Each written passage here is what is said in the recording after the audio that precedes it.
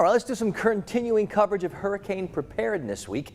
The National Hurricane Center making today all about understanding forecast information. And of course, that can include understanding what the forecast cone means and what a hurricane watch or warning means. Here I've got a little diagram up here that's going to talk about those days, right? We start to show you where the storm could go over a week or so. And I'm always telling you, small changes in the beginning could mean big changes in where it goes and how strong it is down the road. So when we're talking 6 or 7 or even 5 days out, that's the time to be paying extra attention.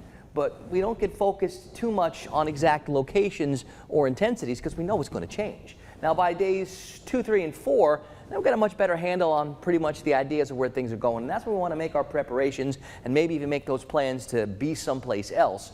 And once we start to get within a day, now we're at the point now where it's either hunkering down or making sure that we've got every last minute checked and ready, because that's when we're getting closer and closer to that storm actually making some sort of impact where you are.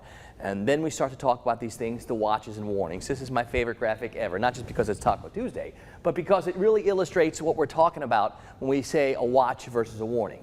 When you have a watch, you got all the ingredients there. I mean, you got your meat, you got your tomatoes, you got your lettuce, you got your cheese, you got it all ready, but you don't have a taco yet. So you don't have a storm yet. You've got the potential for a storm. Once we get the whole taco assembled and it's time to eat, now we got the warning. So that's kind of sort of how we look at the hurricane watch versus the hurricane warning, or the tropical storm watch or the tropical storm warning, or even the severe thunderstorm watch or the severe thunderstorm warning. When we have the ingredients and things can happen, we're in that watch and we start to look for it. Once we see it happening, once we're ready for it to happen, now we've got the warning, and that's when you really need to be on high alert. But the minute the watch is issued, that's when we need to start paying a little extra careful attention. We've got plenty of time before hurricane season gets there. Still got all month, and we'll have lots of updates between now and then, and of course all season long. And let's talk about what's going to be a much quieter and relaxed forecast for our week here to start off May. Our 24-hour temperature guess has got numbers in the 50s early, going to top us out someplace in the low to mid 80s this afternoon, and back into the 50s again overnight tonight. So real comfortable and real seasonable. Like 58 or so in the morning and 84 in the afternoon. Those are the normals for this time of year. Pretty nice normals, and that's where we're going to be pretty close to. I don't see much happening on the satellite radar composite. I don't expect we're going to. It's 58 in Tallahassee right now, a little cooler in Thomasville, 52, and it's 55 in Valdosta. Those dew point numbers are in the 50s, so there's a little bit of moisture there, but not like they were last week when they were up near 70, and that tells us when there's a lot of moisture available that we should be looking for some other things. Now this morning with the cooler and the drier, we're not going to find a lot of fog out there, and we've got a pretty big wide splash of temperatures. 45 in Blakely, but 65 at Apalachicola. Most of the numbers are between like 50 and 60. There's a 64 in Cross City. It's 51 in Mariana. It's 52 in Moultrie. It's 60 in Perry this morning. So a little range of temperatures, but most spots real comfortable.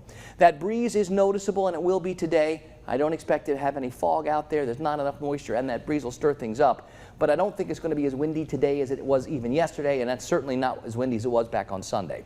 Higher pressure across much of the country is going to be the big weather player. All the energy up over the Great Lakes is staying up there. They're getting snow up there still. We're going to have higher pressure. We're going to have clear skies, lots of sunshine, and dry conditions, and those should continue. Now for the boaters, still breezy. Winds out of the northwest and west, maybe up to 18 or 20 knots. Seas 2 to 4 feet. Our forecast, a very calm one. 50s and 60s. Comfy cool this morning, lots of sunshine. I think this afternoon we'll see those temperatures climb into the mid 80s. We got to 85 yesterday. No reason we don't get close to that number again today. Tonight we'll see those temperatures ease back into the 50s. We'll see those evening temperatures fall through the 70s. Should be a really nice night. And here's that 7-day forecast where mid 80s to upper 80s, where those temperatures are climbing. The mornings climbing closer to 60 by the end of the week. Remember, we're into May now. Things are supposed to start getting warmer. And of course, we start going 4, 5, 6 days without real rain chances. Those thirsty lawns, gardens, and greens are going to need a little help.